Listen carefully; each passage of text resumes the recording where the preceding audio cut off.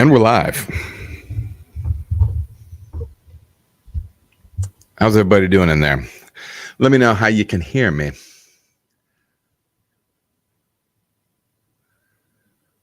Man, we've got Jamie Tripp in there. We got September and June. We got Spooning and Vote. It's like the old days. We got them all in here. Let's see who else shows up tonight. I need to pull up my questions. Got that right here. How's everybody doing tonight? Hopefully you're all doing well. I don't know if Spooning is gonna tell me the truth about my audio. I do believe I have my mic set up correct. Yes. Yeah, I believe I do. Also, sound great. Thanks, Jamie. You can count on you. Good old Jamie Tripp. Let's get a little hydration here. Cresswell, Drampa man. No, September, you sound funny. Okay, how about that? How about that thing?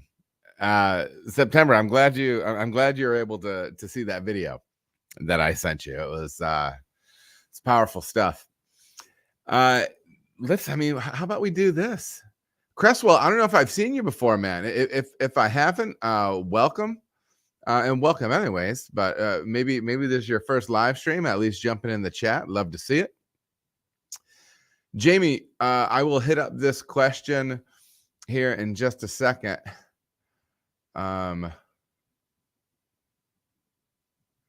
Yeah. Okay. Heck yeah, man. Yeah, Jamie, I'll hit that. Cresswell the Lurker, man. Are you you home side or pro side?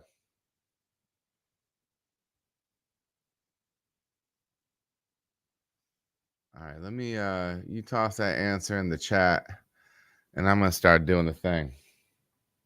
I've got two mugs today, ladies and gentlemen. I've got coffee and I've got water. Okay.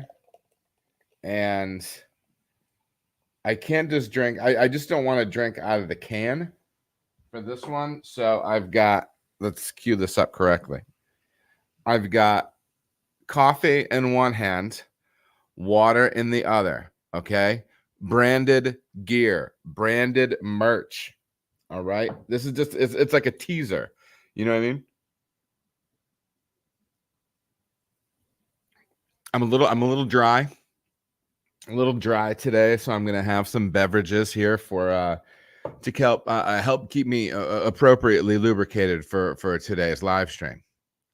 This is a family show, people. It's a family show. Well, welcome to the April 2024 live stream Q&A podcast. This is Adam Makes Beer. My name's Adam. Adam Makes Beer is now a podcast. Check out Spotify, Apple Podcast, and see all of the long-form brewer interviews we've done. After you subscribe, please leave a review and comment as well, because it really helps support the work I am doing. Also, if you are new to the channel or podcast, go to Adam Makes Beer on YouTube. Click the playlist tab and see tons of info, brew days, techniques, tutorials, and now over 707 videos. As always, if you are getting value out of this content, please follow, rate, like, comment, and share with your brewing friends and craft beer enthusiast homies. And if you have the means and feel as if my content has benefited you, consider a channel membership for $2.99 a month. This gives you priority for Q&A, live stream questions, and quarterly merch drawings. Or if you can, drop a super chat tip in the comments or chat. April's Industry Pro live stream will be, my notes say Tuesday, but I know my mind. That means Tuesday. Tuesday, April 16th at 7 p.m. Eastern Standard Time with guest Jesse Smith, founder and principal scientist of Queen City Quality Lab. That's right, ladies and gentlemen. We are going to be jumping in to the science side of things. I have very little knowledge background on the lab side, and Jessie has her own lab and has been in the industry for a bit. And we're gonna dig in and talk to her kind of about her path into the industry, what she does, what she loves about it, and we'll be able to take all of your lab type questions. So I actually already have that live stream queued up. So if you go to the live tab on my YouTube page, it'll show it as upcoming, but you can click that and jump into the comments and drop some questions in there for Jessie and I to talk about. So anyways, should be very cool. I'm really excited to talk to her. This month is one of our quarterly merch drops. This goes out to all of our Tier 1 VIP members. So Tier 1 VIP members, you know the deal. A little bit later in the show, I'm going to be randomly drawing a number for one of you all, and I'm going to be shipping you an Adam Makes Beer tee. Listen, baby, I've got the Tropic Sun shirt on today. Okay, just warming things up. All right, it's been dreary out, you guys. I'm ready. The temperature's fine. I'm fine with the temperature, but I need sun. It's time for me. It's definitely time for me. Speaking of being time for, it's time to talk about our friends at Blickman Engineering. Blickman Engineering has been the pioneer of nano brewing, and they have helped hundreds of successful breweries achieve their dreams since they started with one-barrel skidded systems in 2006. Now offering a full suite of brew houses up to 15-barrel skidded and insulated, matching cellaring equipment, keg washers, grain mills, and more, sized specifically for the nano brewer. Blickman Pro brewing systems are competitively priced without sacrificing quality, and the simple design and factory direct support from our brewing experts gets you up and running faster than anything else on the market. When you are ready to go pro or just kicking the tires, be sure to reach out to them for expert advice and a partner to help you through it all. Turn your dreams into a reality by reaching out to Phil, Tom, or Josh at ProSeries@BlickmanEngineering.com. Again, that's ProSeries@BlickmanEngineering.com. Blickman Engineering Pro Brewing is proud to be the equipment sponsor for this channel and is committed to helping every brewer, no matter where they are in their journey. It's CBC season, people. I won't be there. I know there's many of you right now that are absolutely losing your minds because I will not be at CBC. You thought we were going to have that special moment of you sprinting to me not seeing you, you tackling me, okay? But it's not happening this time. Much to our shared chagrin. Okay, to our shared chagrin, it's not happening. But you know, it's trade show season. I'm getting all the emails and LinkedIn messages from suppliers asking me if I'm going to be at the trade show. I'm not, but make sure to send me all of your junk mail, reach out stuff, anyways. All your cold email stuff. It's very much appreciated. But at some point, you know, I'll be out there. I'll be out there and we'll do the thing. I'm trying to think the next thing I'm going to be doing. I might be doing a conference Midwest talk for MBAA. I've been bouncing some topics back and forth with the folks there. If you didn't know, I did my last podcast was an unscheduled podcast. There was a month with 3 podcasts, or there's a month that will have 3 podcasts. I can't remember if it was this month or not, as far as dates, but I did a podcast that was really just a big riff on leadership, growing, turning your job into a career in the brewing industry. And the reception of that has been better than I thought it would be. First of all, the live stream numbers were a little bit lower than well, it's not lower than I expected, but they were lower. But then again, they're on a Saturday, and sometimes Saturday streams don't go as big as others. So, but the feedback has been really, really great, and it's been really encouraging. I did another podcast with the Modern Brewer podcast, and I believe that's goodness. Let me see. I don't want to mess up the name, so I'm gonna Google it real quick. I want to say Chris Lewingston.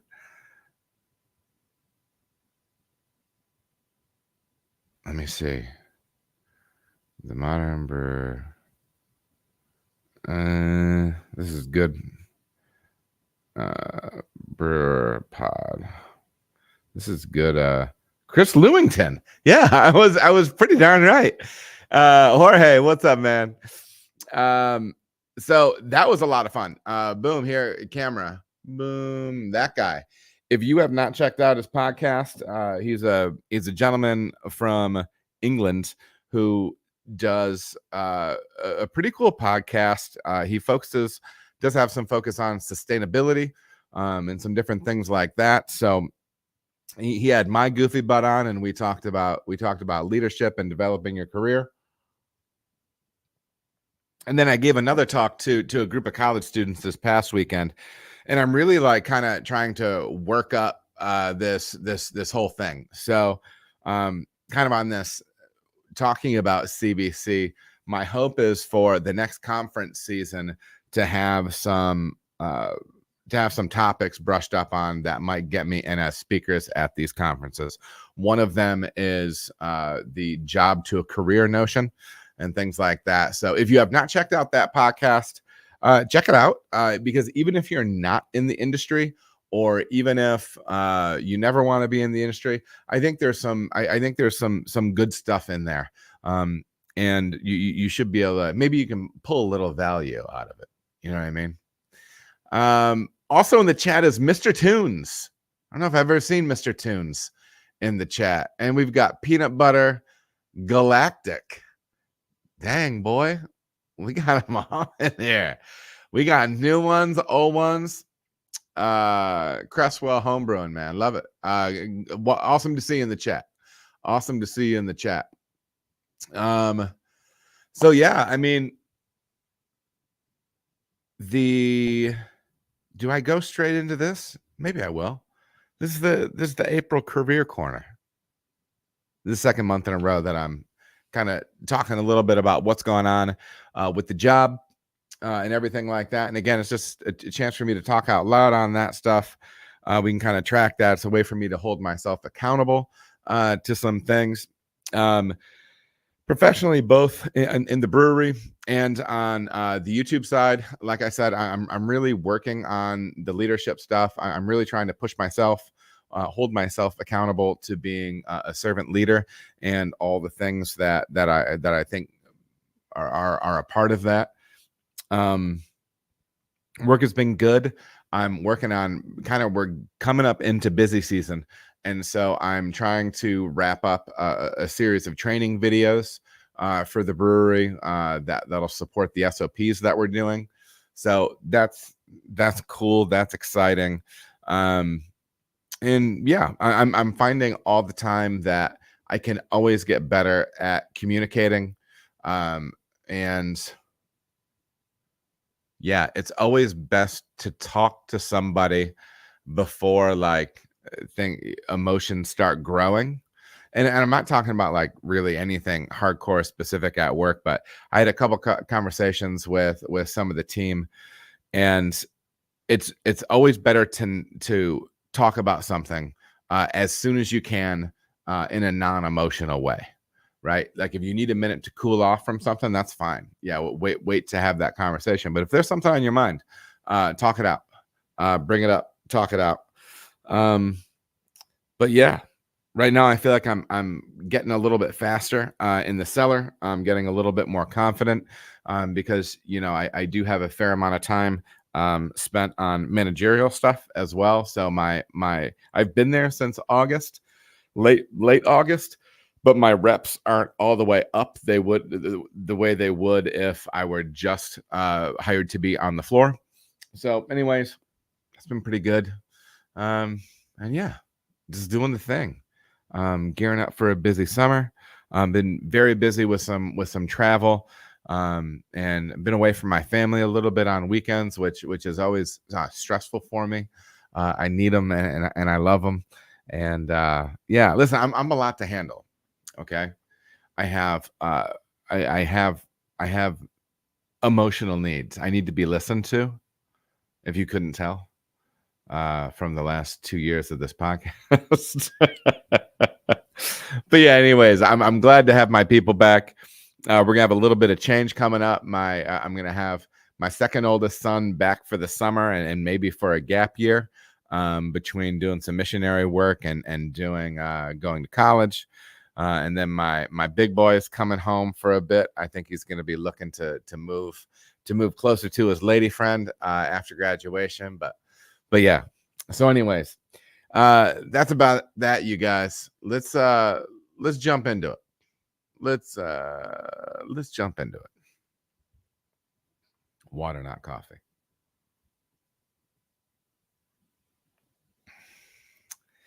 Hugh is hanging right out there. He's hanging out with us, you know, and September's there for it. First question tonight comes from Bondi Beach Beer on YouTube. There's a channel all-star as well. Might I add? I believe I'm pretty darn sure he's a tier 1 VIP member. So yeah, Bondi Beach.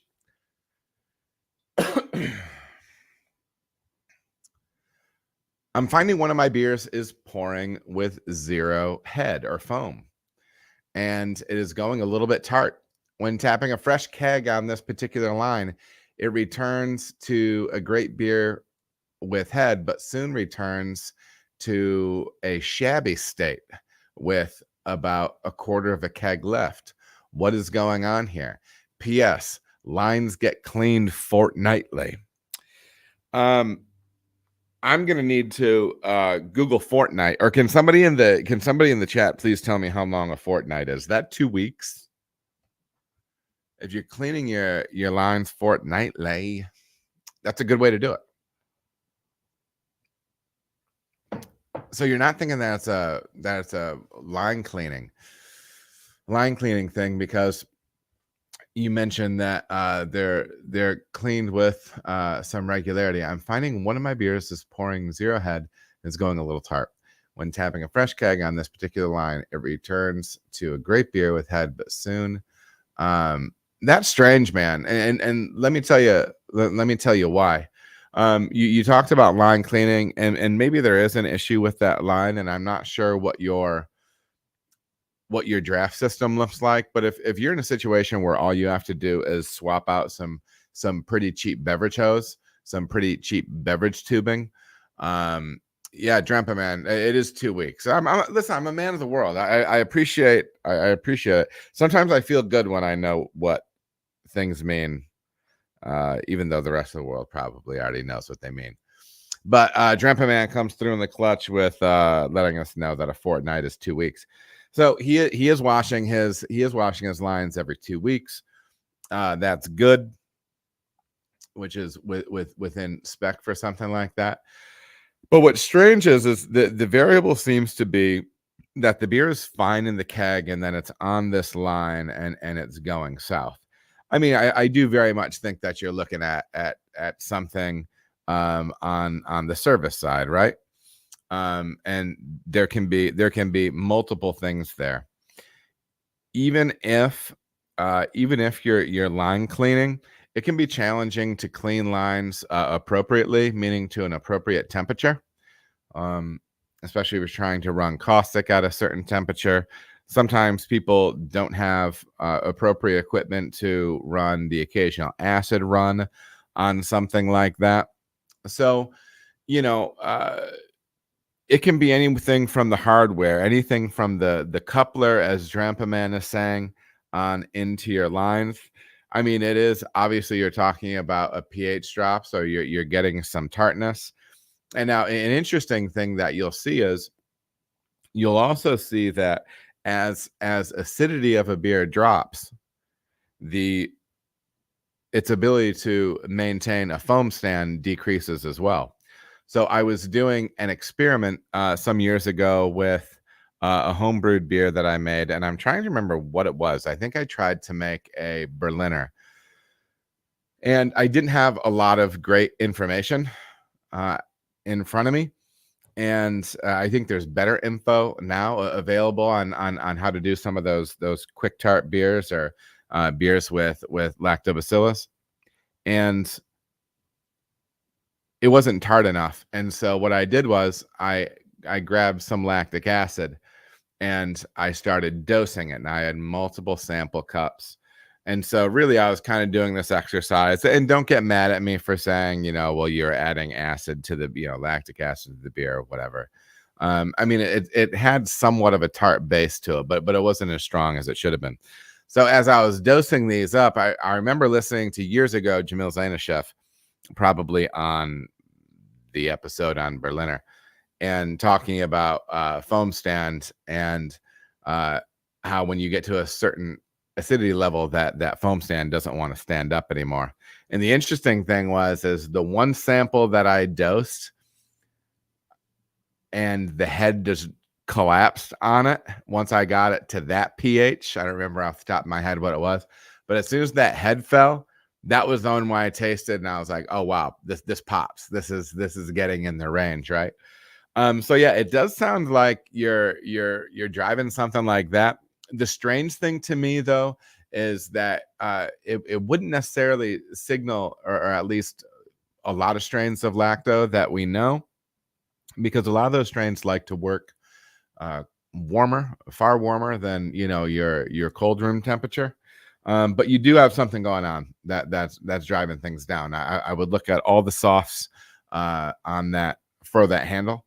So both your beverage line, your coupler, all that stuff. See if you can get that stuff stripped out. And I'd even go as far as to look at your faucet and all of the softs that are part of your faucet as well. Bondi, as always. I appreciate it, man. Hugh, listen, dude, I'm not responding to the knock knock joke. All right.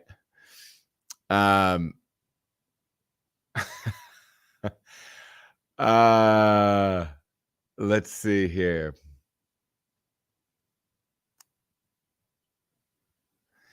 So Drampaman has a good question, and there's kind of some layers to this. Drampaman, on YouTube, I would like to bring up hop changes in our new hazy. I'm new to the brewery, but I have ideas. Thoughts on broaching the subject? So yeah, people are complicated, man.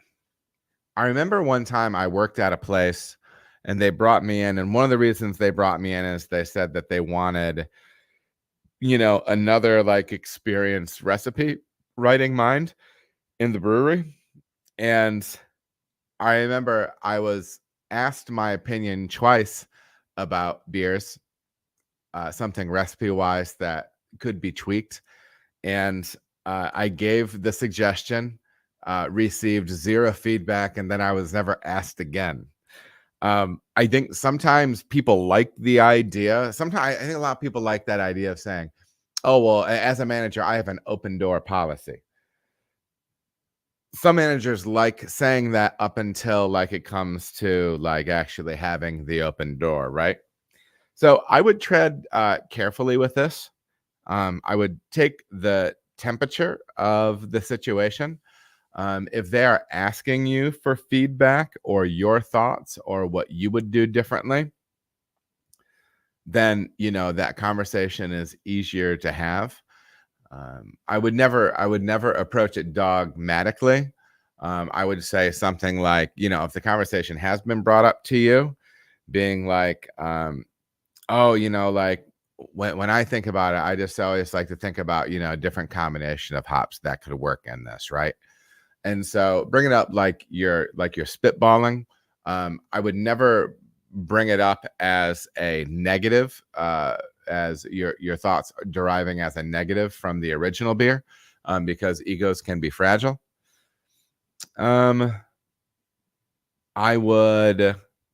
You could also ask questions like, so say it's a Citra Mosaic beer, right? And you are interested in trying Strata in it. You could take it from this standpoint and be like, what do you think the beer would be like if it was Citra Strata, or if we rather than going 50-50 between the two, when 33% apiece with Strata Citra, or whatever you're suggesting, right? I would broach it like that. But if you're new, in that position, I would typically wait to have my opinion asked for, or ask questions like that, and don't go to the well too often. I think you'll get a feeling pretty quickly whether or not what people actually are looking for, from the people that they employ. If they're looking for ideas, they'll ask for ideas. If they're not, they might not. They might not. Well, yeah, Drampa. I mean, those are we're all 3 hops. They're right guess. This is Swami stuff, baby. You know what I mean? Over the internet, through the ether, under the forest. It's how we do it. Yeah, man. We just did a West Coast boy, a Chris West Coast boy, pale, crisp, spinning off that idea of the conversation that I had with Julian Trago from Beechwood Brewing. We just put that boy up. It's a big Strata boy, and it's pretty cool. If you are local at all, get in and check it out. It's called Beer Garden. Beer Garden West Coast IPA. Get in and drink that thing up, because we made it and we're gonna make some more. We're getting some positive feedback thus far from folks that are tasting it. So, anyways, Bondi, bless your heart, man. Good luck with that what appears to be nasty line. Marco is in the chat. Welcome. Bobby F, what's good? Man, we got the whole crew. We got the whole crew. All right. Yeah, Drampa, do your thing. Do your thing. North Carolina, if Drampa, if you're ever by Raleigh, hit up those boys over at Linwood Brewing Concern. They're a couple of my people. And if you met them in real life and hate them, I don't know why I like them, but I do. Next question comes from Matt Mustaine on YouTube. Trying this cold, dry hopping method for the first time right now in a Pilsner on a homebrew scale. I've only done one dry hop beer in the past, and it was at the tail end of fermentation. I'm unable to drop the yeast unless I rack to secondary. That's not something I'd like to do. Note, if you are going to be racking the secondary for it to do a dry hop like this, please make sure that secondary vessel is completely purged, obviously clean, sanitized, but also completely purged with CO2. The process, if I understand correctly, is dropping to 58, dropping in my hops, purging my fermenter with CO2, letting it rest for 3 days, continue the cold crash to 33 for 2 days, and then kegging. Yeah, I mean, if you're looking to dry hop this Pilsner, and especially since you're at the homebrew scale, you might be able to see your liquid. If you do, you can see when you start dropping yeast out, because the temperature drop here is meant to drop the yeast out. Okay, so it's meant to get as much yeast as you can out of the beer. So if 58 is going to do that for you, so if you had a lager and you ramped it up to 60, 65 F for your diacetyl rest, and then you crash it back down to 58, maybe you will get that yeast dropped out. It might need to be lower in order to drop that yeast out, depending on how healthy that yeast cake is. I do tend to like to get that out of there, and so it can be a little tricky. But yeah, maybe you might need to drop down lower and then it warm back up again to administer your dry hop. But you can definitely play with that. Once you're back in the mid 50s F, though, I would be fine with doing that dry hop, making sure your vessel's purged, getting them through the beer, settled to the bottom, and then racking off of that after a few days' time. Yeah, I would feel pretty good about that, Matt. Hopefully that answers your question. Appreciate the time. Daniel V on YouTube. Hey, Adam, when rats, I wanted to look this up. I wanted to have some more specifics on this, dude, but I'm gonna answer it. Okay. I wanted some more specifics, but I'm gonna answer it. Hey, Adam, when you lower the temp on the whirlpool, how do you avoid DMS? Dun dun dun. I feel like I maybe had 2 questions on this, and I thought I stacked them right next to each other, but maybe not. Let me see. Well, we're good. We're good. So yeah. So here's my take on this. So this is talking about when you do lower temperature whirlpool, for if you're going to drop your whirlpool down so you can slap it around with a whole bunch of hops when you're making New England style IPA. Here's the deal with DMS. DMS is a vegetal cooked corn, cabbage, canned corn kind of thing that you can get in your beer. It is a fault. And the primary driver behind this is the precursor is SMM, and that can later turn into DMS. Okay. So what you want to be able to do is you want to be able to volatilize all of those DMS precursors. So you want to be able to volatilize all of your SMM. If your boil is long enough and vigorous enough, you will be fine. I believe they'll say the boil off rate that you want to see is about 6%. And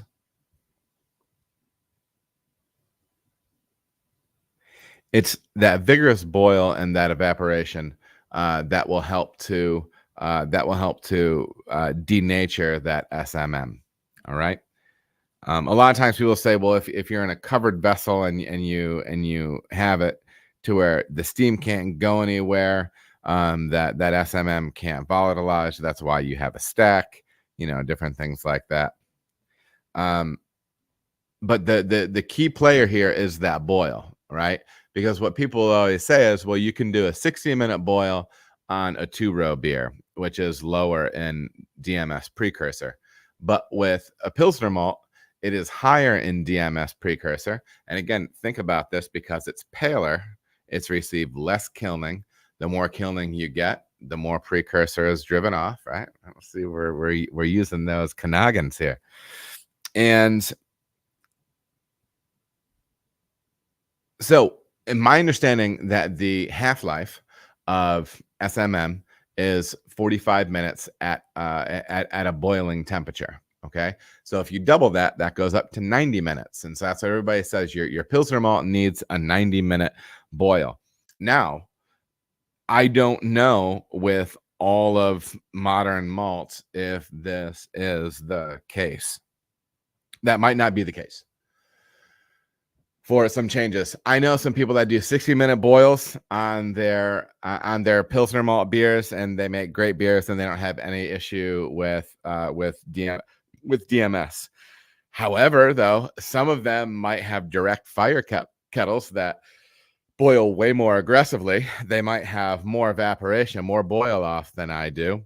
So the intensity of the heat, the evaporation rate, duration, different maltsters, all those things are the variables on that. So Daniel, to answer your question in particular, if you rip that boil hard enough, that SMM should really be taken care of by that point.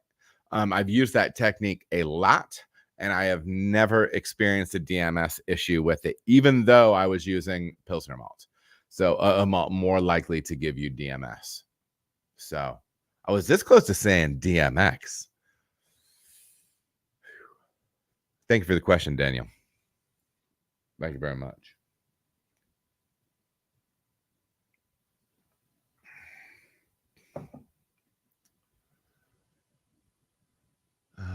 Let's see. Jorge, listen, man. Wait, next question is from Jorge Castro. Andy, if you edit this question, I'm not sure if it's a full question or not. Maybe give it its own question. But Jorge, melanoidin or carapils on West Coasties or nah? I've added Vienna to mine to my recent ones and love it.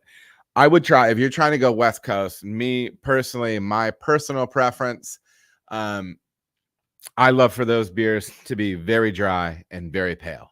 Some Vienna might be nice. And why can't I? Oh, there you are. So I would shy away from really a lot of that stuff. Maybe a little dash. But yeah, if you're worried about, head retention or something like that, to me that West Coast just needs to scream hops, both flavor, aromatically, a nice straight line, clean bitterness rolling through into the finish. Get those boys pale. Lean on a nice ultra pale malt. And if you're worried about foam, just be really, don't let it sit on the yeast a ton after fermentation. Give yourself really gentle transfers or filters, and you'll be just fine. Try to spund if you can, maybe, or get a little head pressure carb. Try to not rip as much gas through your carb stone if you can. So if that's what you're thinking with a melanoidin / carapils type thing, the body or what have you. I personally would shy away from those. But the Vienna malt, like as a little bit of touch, that Vienna malt's really only gonna be like 3-4 Lovibond. So that's pretty pale. And if you do it in a small amount, maybe it'll give you a little edge or something. So I don't have any issue with that. But yeah, I think lean and clean, man. Is there a link to become a channel member? They're telling you, X out of the chat and you'll see a join button next to the channel name. Thanks, Jorge. Bobby, dude, I would love it. Bless your heart if you can make that happen. What else we got here? We've got Andy Phelps in the house. Round of applause for Andy Phelps. One of my favorite Andy stories that I won't fully tell here was when he got the boomerang name tag at Outback Steakhouse. Andy, I miss you. I love you, man. I hope you're well. We need to talk soon. I feel like life's got my hair blown backwards like this. Yeah. All right. Hey, next question is from Ignatius. Next question is from Ignatius J. Riley on Instagram. How do brewers make fermented non-alcoholic beers? Now, this is a setup question, ladies and gentlemen. Ignatius J. Riley did not send me a message. If, by the way, I'm reading for the second time or listening to in the last 6 months.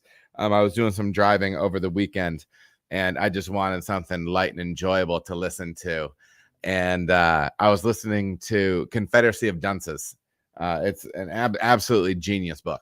I've read it, listened to it several times, and I'm thrilled every time I do. It's absolutely fantastic. Ignatius J. Riley, and actually the next question are both just characters from the book, but with a very real question.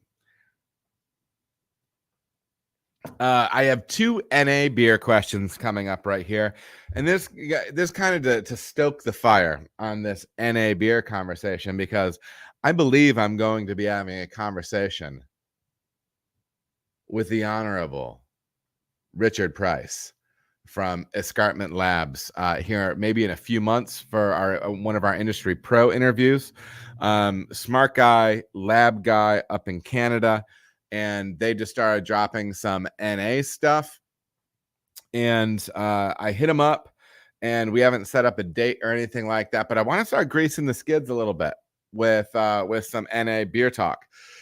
So we're going to do something that we've done before, which is where I jump into a source, and we do a little reading, we do a little learning. Know what I mean? Well, can I make that go away? I can't. Hold on. I can't. I'm adjusting my screen, everyone. Have patience with me. Have patience with your old uncle. What was the question that I had? The question was, how do brewers make fermented non-alcohol beer? Okay. So here's this great pamphlet from Escarpment. And if you would like a copy of this pamphlet, it's very useful. Hit up Escarpment Yeast Lab, Google that, go to their page, check this out. They're a little bit different because they're Canadian. So I know some of like the GMO stuff that is being produced in our country can't get sold over there, but they're doing their thing. So how do brewers make fermented non-alcoholic beers? Because there's kind of an intrinsic, there's kind of what is that? It's not a double entendre. It's not, there's some conflicting things there. A fermented non-alcoholic beer, because fermentation typically, well, especially in this field, leads to alcohol, right? So how are we making a fermented non-alcohol beer? So I'm just going to start reading, you guys, and then we'll start dipping and diving into this. There are 4 major strategies used for producing non-alcoholic beers through fermentation. 1, standard yeast using arrested fermentation. Full or meaning full attenuation is interrupted. So you would start this, and then you would arrest it or stop that fermentation. The benefits of this is that you can use really any yeast strain, right?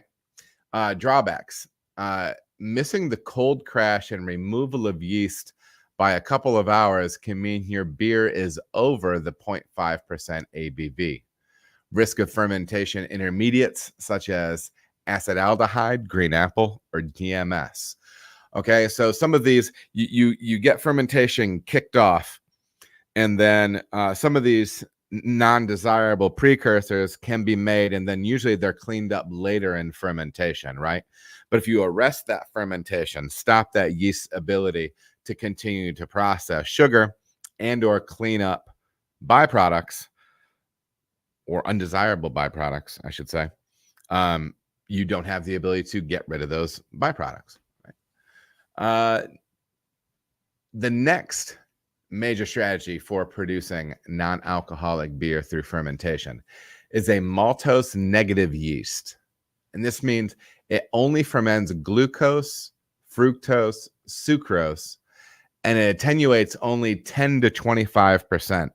If you notice, most yeast strains will ferment 70% of the available sugar. Okay, all the way on up to super attenuators, up to 90, 95, and in some cases 100%.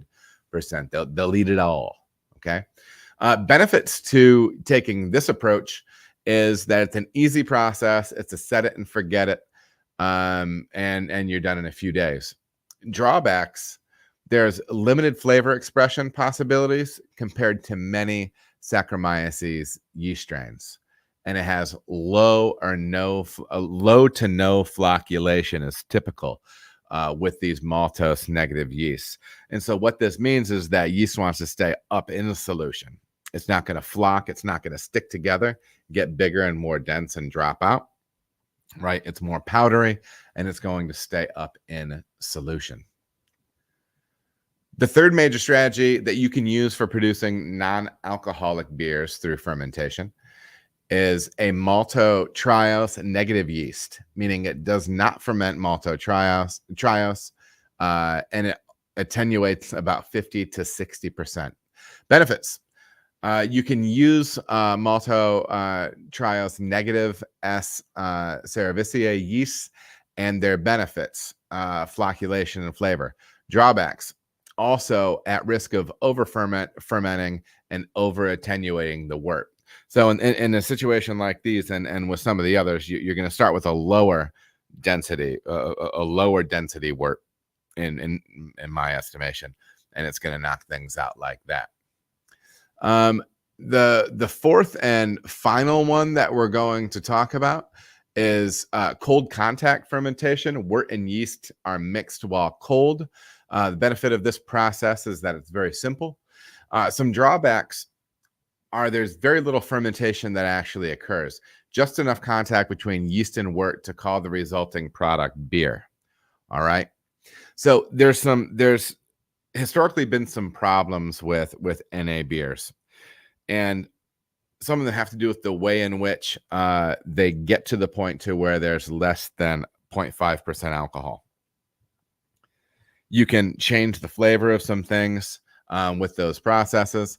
But one of the fundamental ones, and one of the really big ones that I think is sometimes overlooked, is we get used to brewing with, especially if you make a lot of lager, if you use like a lot of Chico strain, American ale yeast, something very clean. Sometimes we forget how much yeast brings to the table. Okay. That even in lager strains, which are clean and, really clean ale strains, they're bringing so many intangibles to the table, a range of esters, and not just like the fruit cup thing that you always think about with various strains or whatnot. There's a lot of intangibles that they're bringing to the table, a lot of chemical compounds that they're creating, along with the alcohol that helps to create what is beer, right? So, just a little toe dip into this. And do check out this paper by Escarpment. Let me look at the whole thing. It says it's their guide to making alcoholic beers through fermentation. There's some interesting stuff in here. Dig into it some, and this will be a good primer for when I do end up sitting down with Richard and we talk about this stuff. So Ignatius J. Riley, I'm glad you requested this. I think it's going to be a fun topic to dig into. Even if you aren't excited about making NA beer, I think it's at least interesting to wrap your head around some of those concepts. So yeah.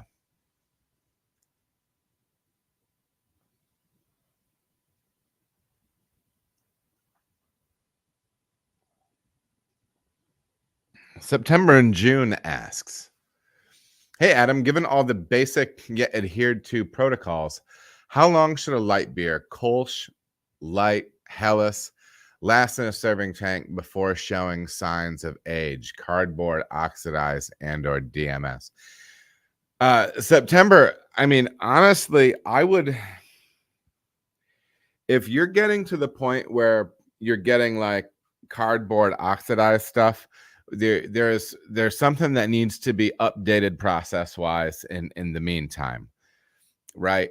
So like, I mean, I guess like it depends on what you're talking about, because if you have a beer that's clean, like legitimately microbiologically clean, going into a really well purged bright tank, and your transfer procedures are tight as far as O2 goes, and you're keeping that beer cold, because keeping that beer cold, of course, slows down all of those reactions. gosh, I'd feel like you've got to be pretty bulletproof on that. And maybe that's just me, and maybe that's, I mean, on a really light beer like that, you should definitely, I mean, I would definitely think you should get 6 months out of it. Especially we're talking like a pub, you know what I mean? I would think you'd definitely get 6 months out of it. You know what I mean? Because what you're explaining are some relative, I mean, cardboard, that's a solid note of oxidation, right? Um and if you are seeing that stuff, I would also look at things like any oxidizing sanitizer, because that can come into play as well. So to make sure that that bright tank has any oxidizing sanitizer that you have out, that any carb stone that's in that bright tank, if it has an oxidizing sanitizer in it, make sure that you blow that through, and then wait for that to drain through the bottom of the tank, right? And blow that out through the bottom of the tank. I would chase it like that. I would chase it like that. Drampa Man, I friggin' dig what you do, brother. I hope you're talking to me. Because I appreciate it. But September, that's my take on that. Because I think and I don't believe, because you're in a pub, I don't believe you're in a situation where you're gonna be able to be testing those things, as far as like with a DO meter. If you do, that's rad, and keep it up. What we see, like when we move stuff at Sonder, we need to have our DO meter calibrated, but we don't see any pickup, maybe 1 point. But yeah. So Strivas Nunez in the chat. Welcome, brother. Welcome. No worries on being late, man. Dem Castles. I think this is the first time I'm seeing Dem Castles in here. White Labs also has an NA dedicated yeast. They recommend pasteurization in order to get a stable product. Yeah, we're gonna dip in on some of this stuff. Dem Castles and Loco 036. Are you guys brewing your American lager anytime soon? Are you talking to me? Are you talking about Sonder? Are you talking about Storyteller? Let me know. Next question comes from Burma Jones on YouTube. What are the food safety risks of NA beer? Well, man, I'm glad you asked. Where'd my I didn't close it out. I was almost gonna panic. Let's take a look at some of the risks with making NA beer. And again, this is just going to be like a brief overview. It is part of this guide to making non-alcoholic beers through fermentation from Escarpment Labs. You need to go and check that out, because it's a fun, concise little read, and we're just dipping into it a little bit today. So let's check it out.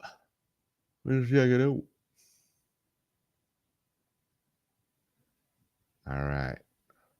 Food safety risks of non-alcoholic beer. To ensure food safety of non-alcoholic beers, you need to do at least one of the following. 1, flash pasteurize. 2, tunnel pasteurize.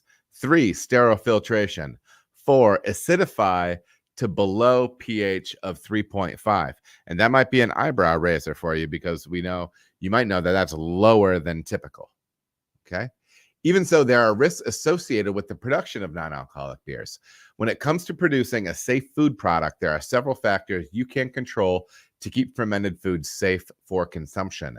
They are pH/acidity. Products with a pH below 4.2 have a lower risk of harboring foodborne pathogens. Alcohol. Alcohol makes the product stable, as many pathogenic organisms cannot survive in the presence of alcohol. Preservatives use various chemical means to restrict the growth of microbes. This includes options such as potassium sorbate, most active below a pH of 4 or 5, and sodium benzoate, most active between 2.5 and 4. Additional options include solutions based on, I'm going to say chitosan, a yeast inhibitor, or dimethyl dicarbonate, DMDC, a yeast inhibitor. Salinity. Salinity is another option. Many pathogens cannot survive in brine solutions, which allow preserving bacteria such as lactobacillus to thrive and create acid. While great for pickles, this isn't relative for non-alcoholic beer. Okay. So I see more and more questions online, and in the times where in my darkest moments, when I found nothing left to do on the internet, and I go into Reddit/the brewery,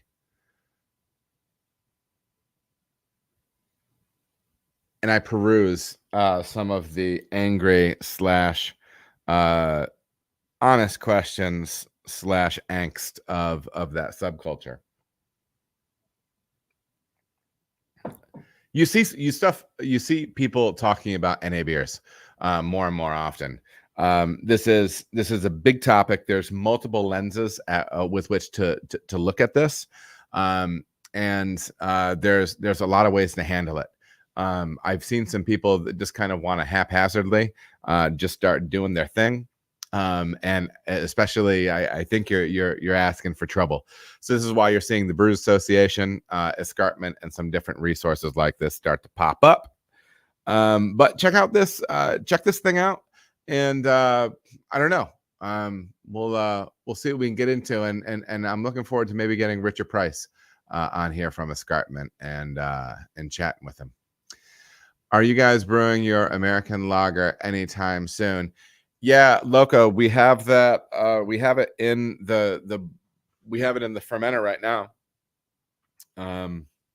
We have a new batch in the fermenter. I believe it's still pouring right now, though. If you're talking about Storyteller, so yeah, for sure.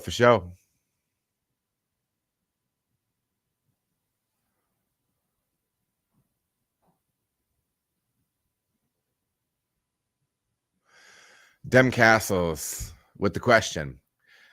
I've got a simple blonde ale fermented with White Labs California ale yeast. Been in the bright tank for about 2 weeks at 5 psi at 36 degrees. I'd like to bottle it. Should I carbonate fully in the tank?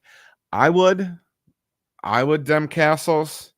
You could do your calculation and dose it and everything like that. But as long as you get a good purge and you've got good clean sandy bottles, and you as long as you have a good packaging situation, the argument for saying that maybe you would want to finish the fermentation in the bottle is the idea that if you do have O2 pickup, it should be scrubbed during that bottle conditioning phase. But you would want to input all of these metrics into a calculator, a trusted calculator, for finding out how much gas is already in solution, and then how much priming solution it would need added to that tank, and then probably circulated in order to keep it up and homogeneous in this solution as you fill bottles. But that would be my take on it, man.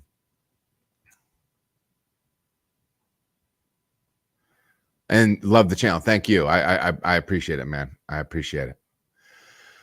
Next question is from Polk on YouTube. Some found that a too fast cold crash can destroy foam. The yeast in solution tries to protect the membrane, their cell membrane, with lipids or fats that comes in contact with the beer.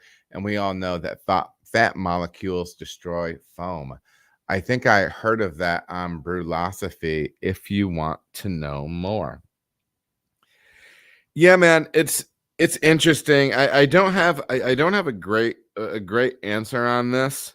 And I will say this. I think probably the best person that you can turn to in these matters is our man Charlie Bamforth. He's given several great talks over the years. I know he gave an interview years ago on probably Brew Strong on the Brewing Network, where he talks about foam. And you want to listen to that. You need to listen to that man talk about foam. First of all, buy his books, but don't read his book. Okay, buy his book and then listen to him talk about his book, because that's how good his voice is. Okay, but yeah, Charlie's the man. I would dig in on that. Um, I know the Brewlosophy guys do some things on the experimentation side, and they try to make good efforts to have things be scientific. But in this field with foam, I don't think there's anything more scientific than Dr. Bamforth. So yeah, I would push you in that direction, Pope. Appreciate the question, man.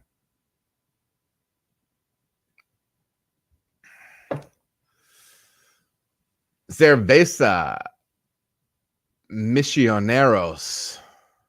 Pardon my butchering of the of the sweet language there. On YouTube, what would it be an example of? What? Okay, so they're talking about a West Coast IPA grist. Cerveza is asking about a West Coast IPA grist. I know they use some honey malt. Wouldn't that be too sweet? There's a lot of different approaches to this West Coast build. I would encourage you to go really, really lean. If it were me, I would be taking like a standard 2-row, maybe folding in a little bit of flagged rice. There's different ways that you can drive lack of color, dryness, and lack of color, dryness. And those would be some of the ways. You might be able to do that by mashing really low your 2-row, or getting a pills in there, or folding an ultralight pills, or getting a little crazy and folding in maybe a little bit of flaked rice, because that's even paler than that ultra pale pills, and all ways to make a little bit drier beer too, right? That would be my thing. I wouldn't mess with the honey malt in there. I don't want, just me personally, I love that idea of a beer that in a nice tall, beautiful, slender glass, it just looks straw, baby. It looks like light lager, right? And then they get that thing gets put on the bar, and it's like bam, right in the schnoz, with all that hop aroma from that beer, right? So I love when the visual of the beer does not match up with the character of the beer, right? So that's why I'm really pushing. That's why I'm really pushing that really pale, that really pale thing. You don't have to use. I mean, you can use rice trampa, and maybe that doesn't do much for your cockles, but it warms mine. It warms mine. It's just an option. There's a lot of ways to slice that fish. You know what I mean? There's lots of ways to do that. Bobby, I did not. I've not seen that. I did see it. The interview with Denny. Is it Denny Kahn or Denny Cohn? I want it to be Denny Cohn because Denny Kahn just sounds like artist, right? Con artist. And I mean, look at. I mean, he looks like a guy to me that has a one of those seatbelt looking Grateful Dead belts. So you know, I wouldn't want to assume that it's pronounced con. A proper West Coast should be and Abomert. What is that? He likes to wrestle in this guy. Just a little bit of personal preference, indeed. All right. Thank you for the question, Surveys. Hey, right now, I've got your good news. Let me go back and double check my drawing. And unless I am mistaken, this is kind of funny, but I was expecting to see this person in the chat today, and but this month's this quarter's winner for free t-shirt is Cowboy Brewer. Cowboy Brewer, hit me up, get on Instagram, send me a message somehow, and let me know, send me a message so we can kick back and forth your name, size. September, you want one, baby? Which one you want? You let me know. We'll talk after. Let me know if you want to talk after. But yeah. Speaking of which, next question is from Cowboy Brewer on YouTube. This seems very off topic for the scheduled live video because he dropped this question on the one where I was going to talk about leadership and job to career. But could you give a brief breakdown of the different finings available on the pro side? And do they all offer the same gluten-reducing benefits? Also, is there an easy-to-use formula to determine how much to use in each batch? I used Cellar Science fining agent for the first time on my first lager, and it didn't clear, but I'm not sure if I used the correct dosage or not. Cowboy Brewer, great question. Remember, when we're talking about finings, we're talking about a couple of different things. Okay, so first of all, we have hot side finings, which are in general going to be some sort of seaweed derivative type thing, right? Where you're going to have, what would it be? It's not isinglass because that's fish guts and that's cold side. Irish moss, right? So like on the homebrew side, we're used to seeing Irish moss, and there's products like that can be used for clarity on the pro side. I would dig into either your major supplier, whether you're BSG, Country Malt Group, or LD Carlson, and dig in and look at what their hot side additives are. For me personally, for a long time, I've used Whirlflock, and that's done a good job. That doesn't do it all though, but so consider that like your hot side additive. And there are more options as well, but Whirlflock has always worked well for me. Follow the dosing instructions per the package. Whenever they have those listings on the website, you can pull up the spec sheet and their usage sheet or whatever. It'll be a PDF. It'll tell you how much to use per hectoliter or per barrel. Are you proud of me for saying hectoliter before barrel? Okay. Hopefully you are. And then continuing on, and do they all offer the same gluten-reducing benefits? We need to separate this idea.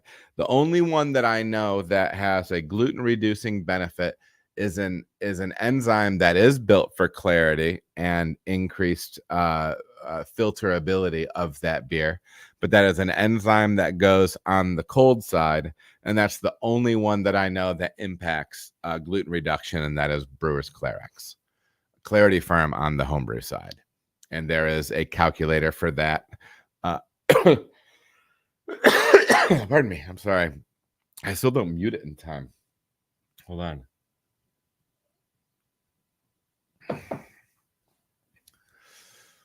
They do have a calculator. I believe it's on the Murphy and Sons. I think that's a Murphy's. Maybe it's not, but there is a calculator out there for it. So check that out. But yeah, the clarity thing, there's a lot of factors included in there. You can use all the clarifiers and still have issues. And so there's multiple other factors, tracking down the amount of calcium that you have in there, in your water profile, making sure that there's maybe somewhere between 75 and 100 parts per million calcium in the finished beer, per, like, I use brewing water. So yeah, that's my thought on that, cowboy. I appreciate the question, and congrats on the shirt. Hit me up through a private channel, so I can get name, address, and shirt and size that you want.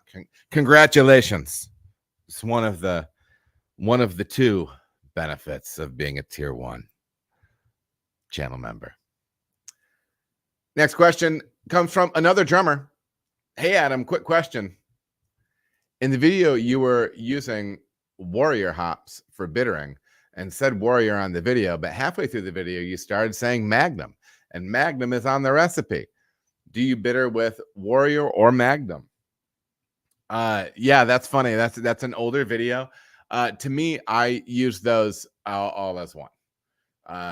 In my and the only kickback I've ever had is when I was on a UK podcast, and they were scandalized by the fact that I was using both Warrior and Magnum interchangeably as a clean bittering hop, especially in something traditionally German.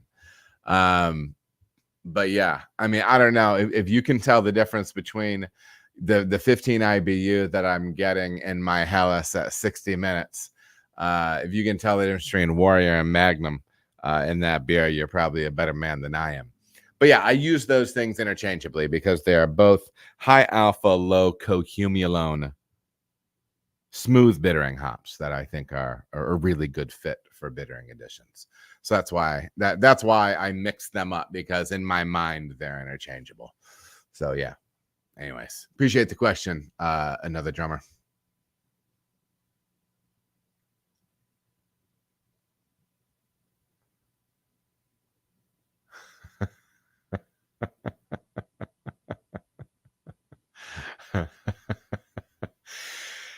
September, you found some things in the merch store that I didn't know I was selling.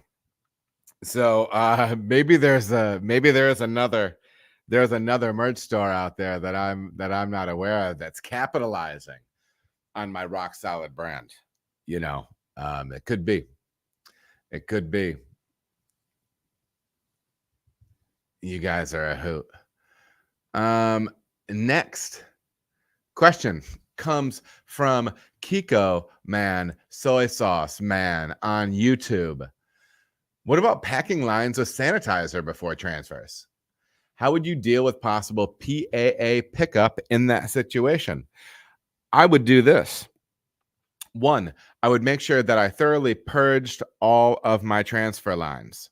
Okay, so that's 1. You're hooking up CO2 to one side, the far side, you're pushing all of that PAA out. I think that's great, because you're both purging that line and getting the liquid out. But now I like a build like this. So say you're going from your fermenter over here to your bright tank over here. I would be utilizing a block and bleed, which means that you would have a sight glass, a T that is valved off the T and valved up here.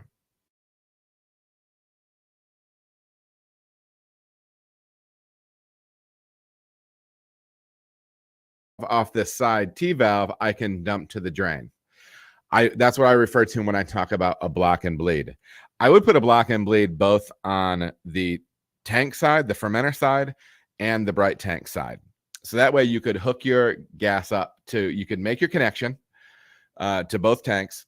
You could put your gas on the fermenter side, blast all that out through your block and bleed on the far side, and then you can go over to your bright tank side and you can close your T, so you're just building pressure, and then blast that out, close it, blast it out. And then when you get ready to make your transfer, so you've already gotten, maybe there's still a little residual in that line. That's why you're going to be dumping some from the fermenter down to the drain first. Okay, so you're going to allow that initial slug of gross beer, whatever, your less clear stuff to go down the drain, and that is also going to help free a lot, get rid of that oxidizing PAA that is still in that line. So that would rinse that down, and then you can close that dump valve on your block and bleed and open up your valve to your bright tank, and you're rolling. Okay, that's the way I would handle that. So first, the purge, and then 2, utilizing that block and bleed to have some waste beer go down to make sure all of your oxidizer is rinsed out of that line. That would be my take, brother man. That's how I would do that. You guys got some problems in there. Next question comes from Mario on YouTube. This is a question on carbonation. Do you start at wetting pressure, wetting, WETTING, or is it WHETT? But anyway, it's not wetting as in what wetting. Do you start at wetting pressure and then start incrementing until you get to the desired pressure? If so, how often and in what size increments? So for me, what I did was, this is a reference to me doing carbonation at Cartridge. What I like to do when I was there, I like to try to take a gentler approach. And so I would transfer my beer, and then I would set the wetting pressure is the amount of pressure it takes to start pushing gas through that stone. And I believe the wetting pressure on those stones was like 5.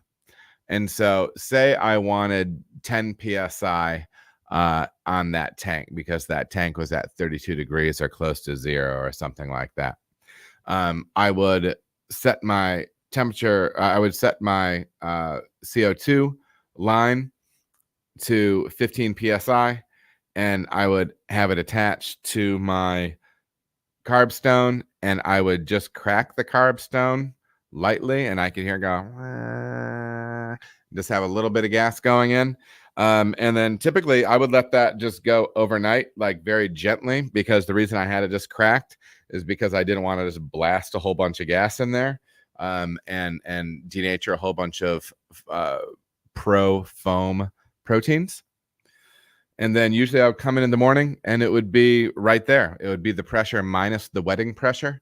And my carb would be pretty dialed in. So that's what I was doing when I was using that process, Mario. Hope that answers your question.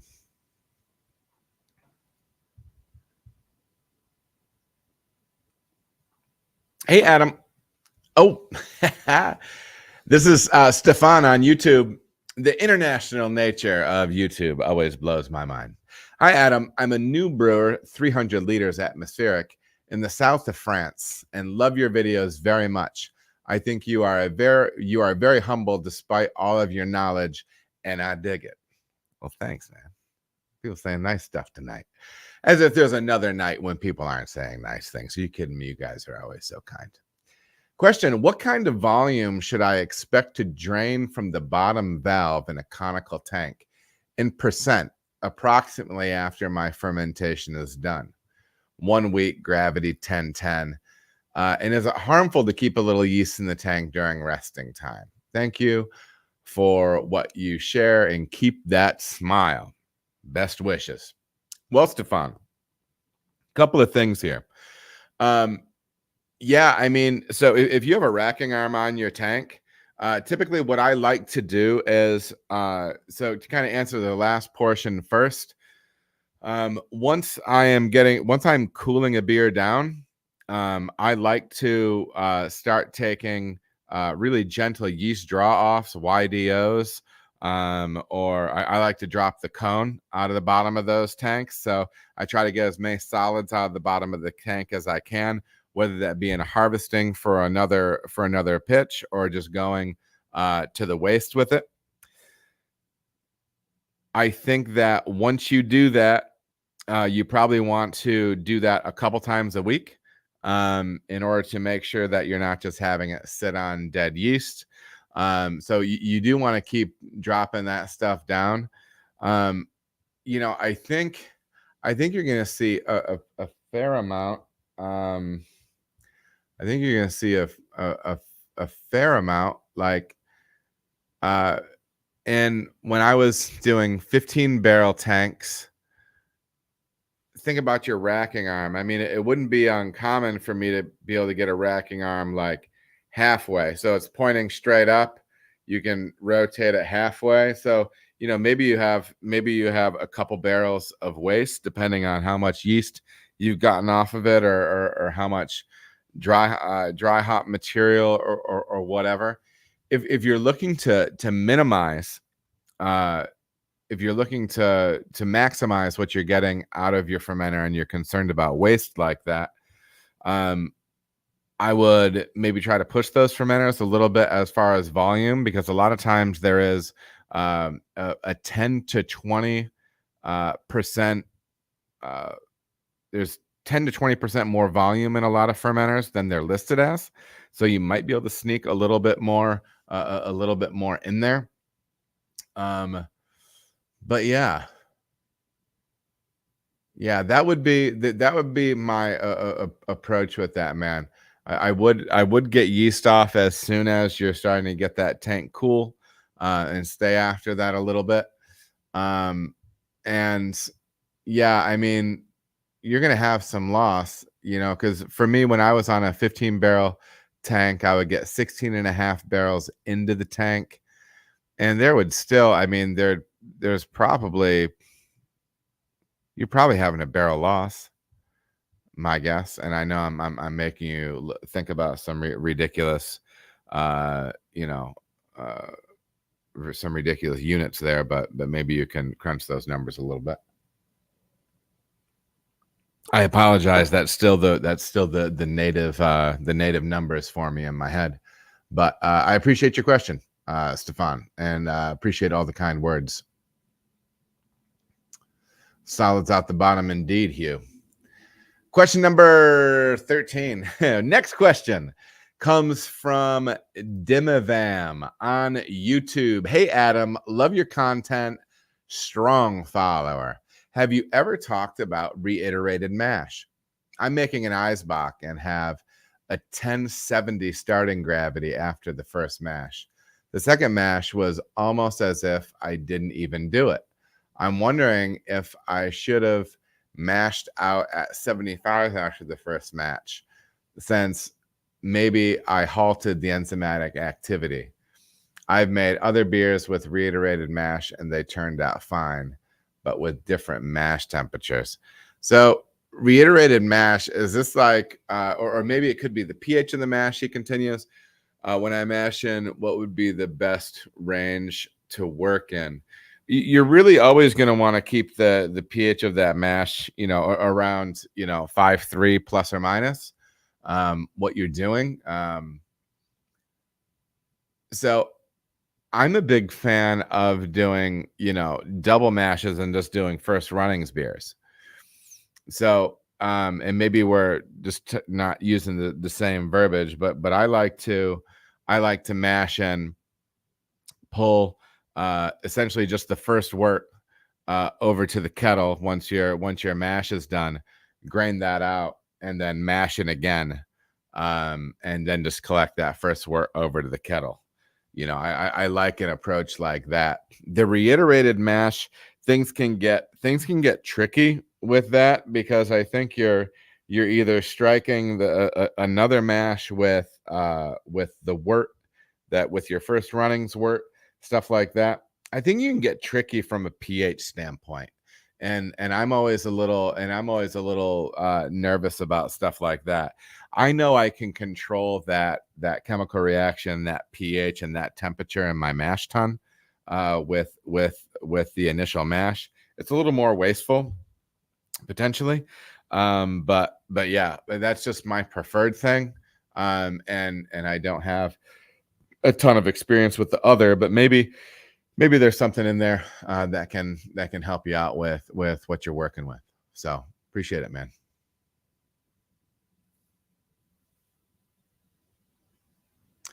Srivas was asking if we if people were to send beer to me, would I be willing to do an episode of tasting and dissecting the beers for quality faults, recipe adjustments? That can get a little tricky for me with my uh, gluten sensitivity and my dietary stuff. So that might need to be something that I think on. That might need to be something I think on.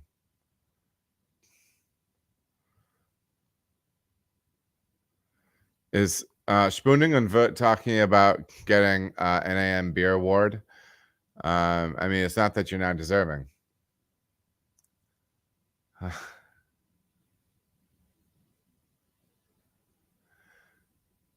Spooning and Vert, does keeping yeast in the FV too long cause aged effects in mature beer? I think that's an interesting question, Spooning. I mean, I do think that if you have beer setting on yeast for an extended period of time, that there's going to be some things that can pop up. But I mean, there's a lot of traditional beer styles that have a secondary fermentation in the bottle, and you know, but maybe they're not meant to age for super long, right? Maybe there's a limit to that.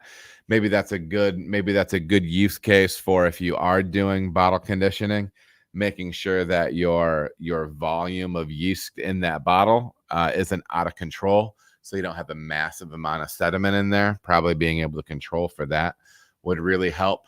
But I think worst case scenario in larger situations, and there may be some connection to scale as well. The more beer, the more yeast that you have on contact for additional time, things can start going a bit wonky.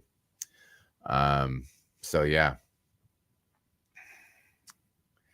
All right. Next question is from Rich Larson on YouTube, and I think I failed to answer this one sooner, so my apologies, Rich.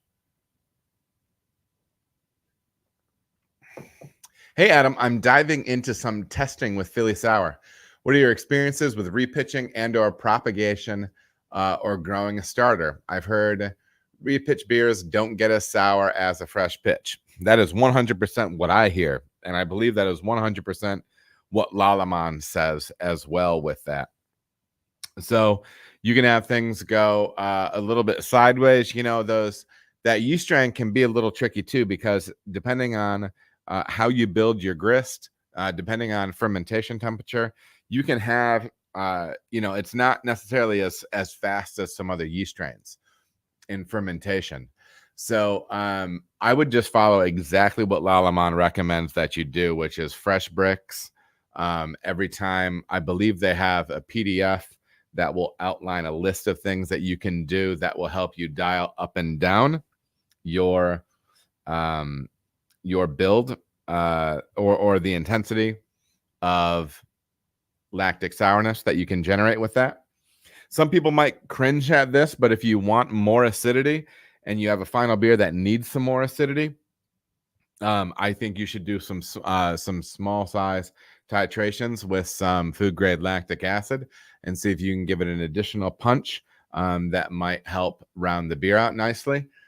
If you do it and you don't like it, that's fine. That's no big deal, but it's also worth a shot. If you have a volume of beer that is supposed to be sold and you're not happy with where it is, dosing up 100 mil sample and seeing how that goes maybe isn't the worst thing, and maybe can make a salvageable batch for you by just giving it a little bit of a punch in the arm. So some things to think about right there. But I would adhere very closely to the recommendations that they give, because they definitely know what they're talking about with that yeast. It's a good tool. It makes a subtle, in my estimation, a subtle amount of acidity. And it pairs up as making a really quick fruited sours with lactose, stuff like that. It's a good fit for it. You don't have to like the style, but that's the reality. I think it does a good job.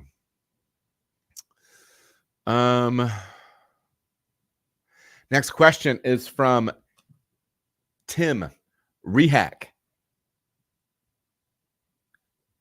And this is a question about a video where I was talking about the Dunkel that I brewed, which is on tap right now at Sonder. It was for the basketball tournament, but there's still some left. It is called Slam Dunkel. Wordplay. They asked about the step mash profile on that. So let me tell you.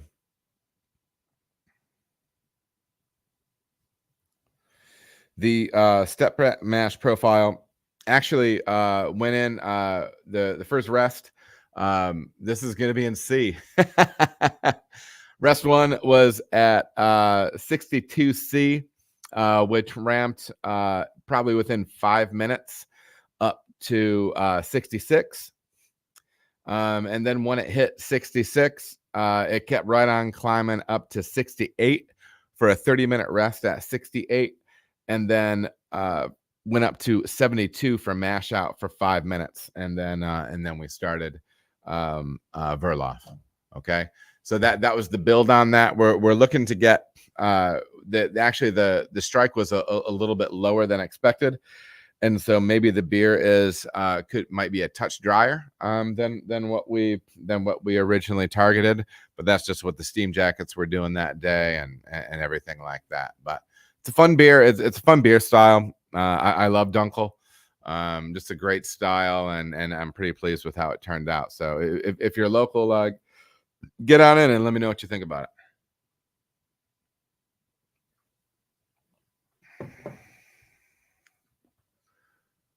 Next question is from Bondi Beach Beer. Ooh, Adsy, you brew lord. I preheat my HLT the night before, so when I come in, she's roaring and ready to go. Can I overdose if I add all my salts the night before? Can time and heat denature salts? That's a good question. If you have a way of circulating it and you're concerned about it, I mean, you could get your HLT circulating them and then go and add them, turn your pump on, and do something like that. I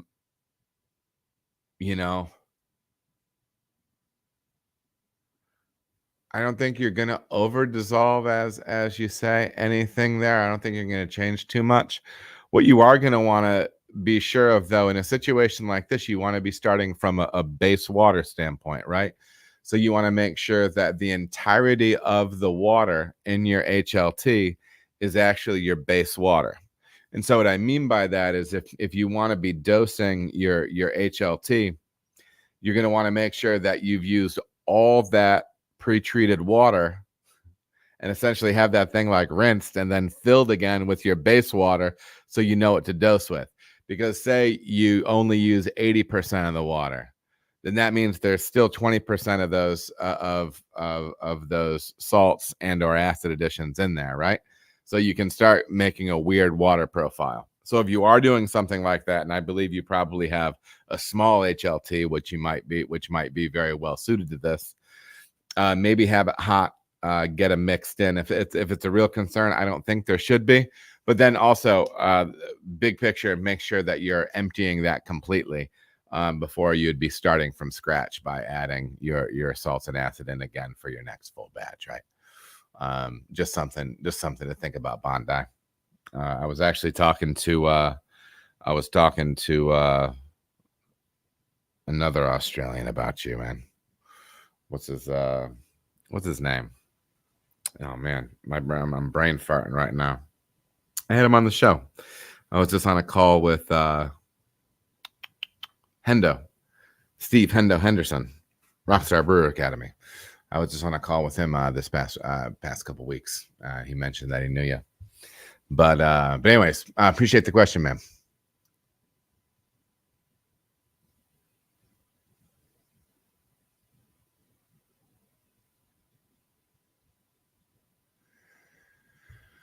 Hey, Adam, if I got my yeast supplier to send you some yeast, would you be willing to do a single batch with that? I'd love to hear your thoughts on it. Well, what is it? Is like a specific specific strain or a house strain that you have?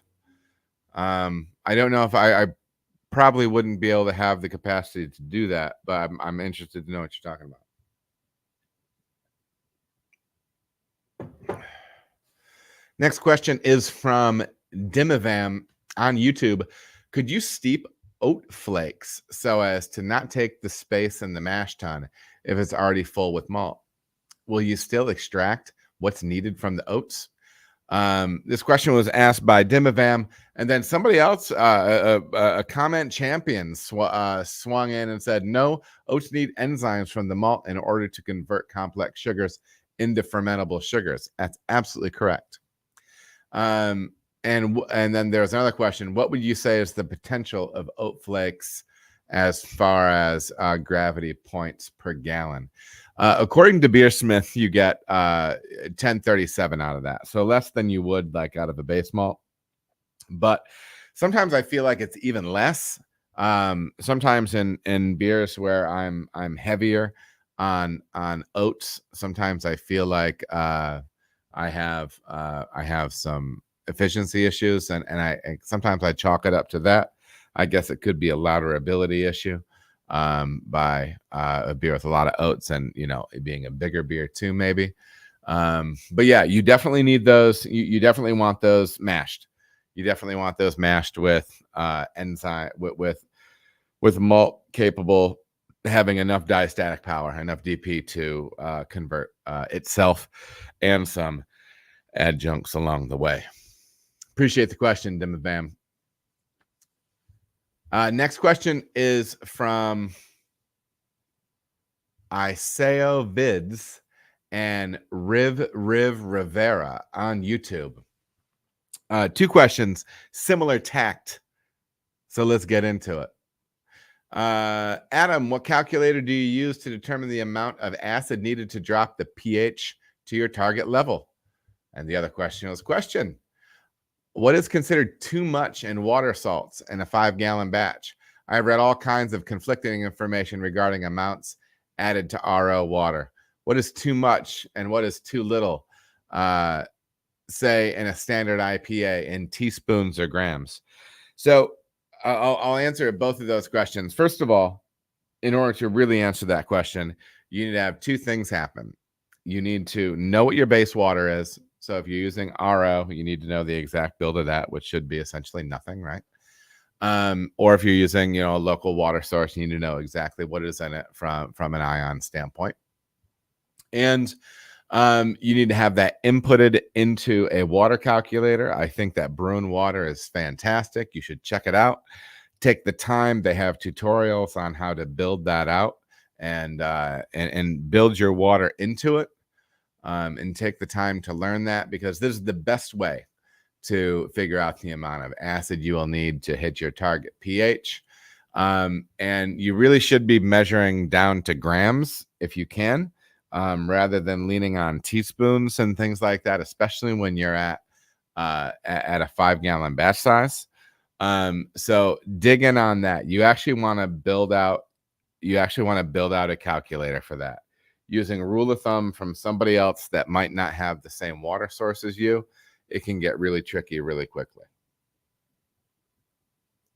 And I think that water chemistry is one of those things that will screw up your beer way more than it will make your beer better. So, dig into that program and see what you can pull out of it.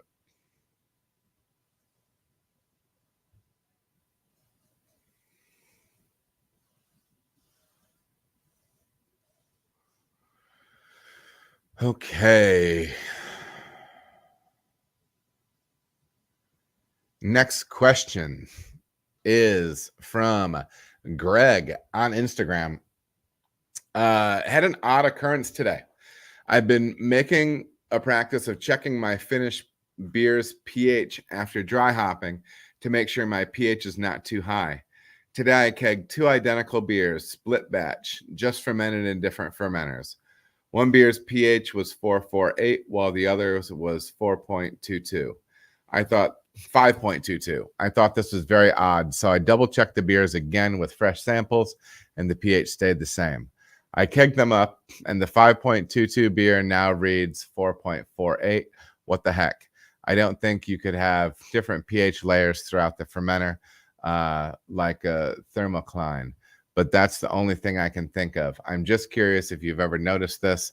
I now think I'll start taking pH readings from the keg to allow the beer to mix homogenize.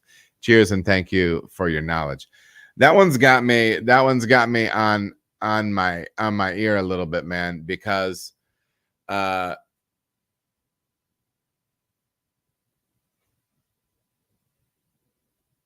yeah, I mean, both those beers should be reading 4.48, and ultimately they both end up reading 4.48.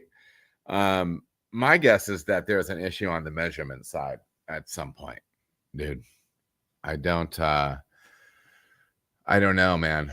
That would be my guess, is that there is something on the measurement side.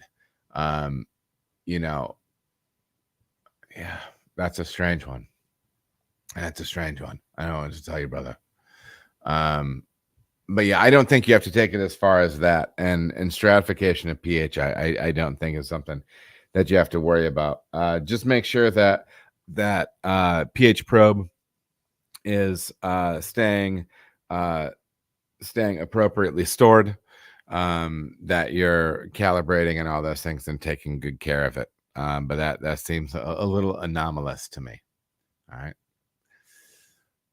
Next question is from Ian on Instagram. Hey, Adam, loving the content still, and my local hop yard is going well. I won some farm grant awards and bought a custom small acreage hop picker.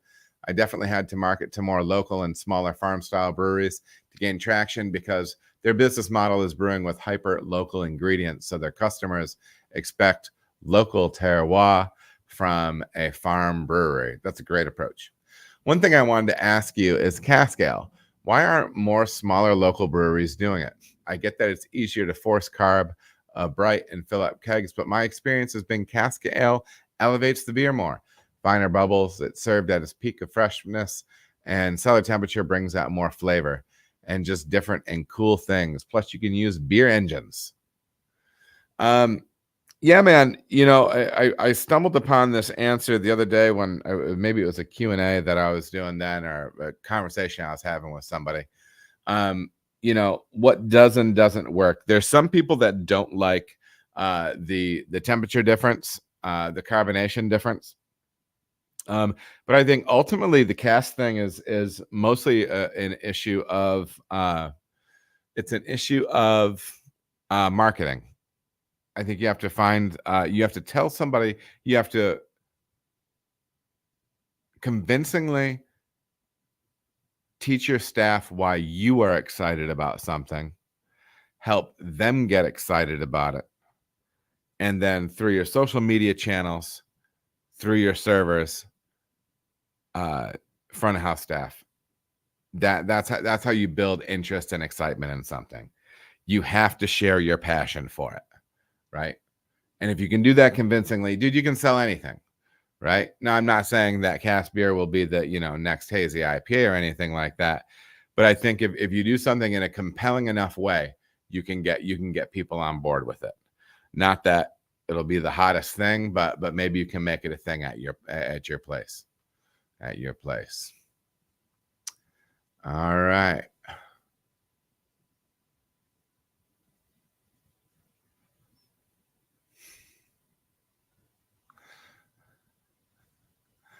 This chat is wild tonight. Next question is from Bondi Beach Beer on Instagram. Crap, Adsy. I've just accidentally sucked in a bit of air into my fermenter because I dropped the temp and went to take a sample, and there wasn't head pressure on the tank. So when he opened the valve, the sample valve, it sucked air in. So what he did straight away was he started scrubbing the beer with CO2. So pushing CO2 through a lower port on the tank. and then off gassing it through the top. Is there anything else I should do? This is a light beer, by the way. So obviously, Bondi knows that he should be freaked out by oxidation in this in this setting, right? You never want to draw atmosphere back through your finished or later stage fermentation beer. You never want to do that, and he's worried about oxidation. And so I do like the instinct to say, well, let's scrub this thing. Let's get some gas coming up through the bottom. So hooking up a gas source in through a lower port, bubbling it through, venting it through the CIP arm. You can potentially scrub some of that out that way. I don't have any issue with that. I'm not the chemist that will tell you how many seconds it's going to take for that oxidation to happen.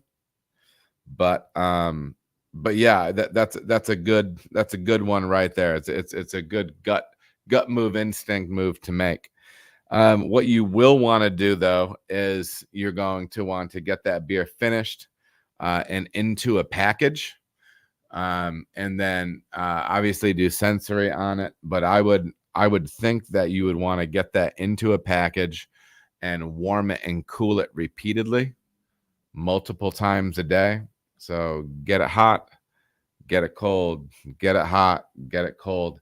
Kind of when you run temperature cycles on something like that, you can help to speed up that staling process, and that might be a way in a relatively short period of time, maybe within a week, know how long that thing is going to be able to be shelf stable for you. I do know your volumes are a little bit smaller, and so it might not be an issue if it's a light beer that blows out the door.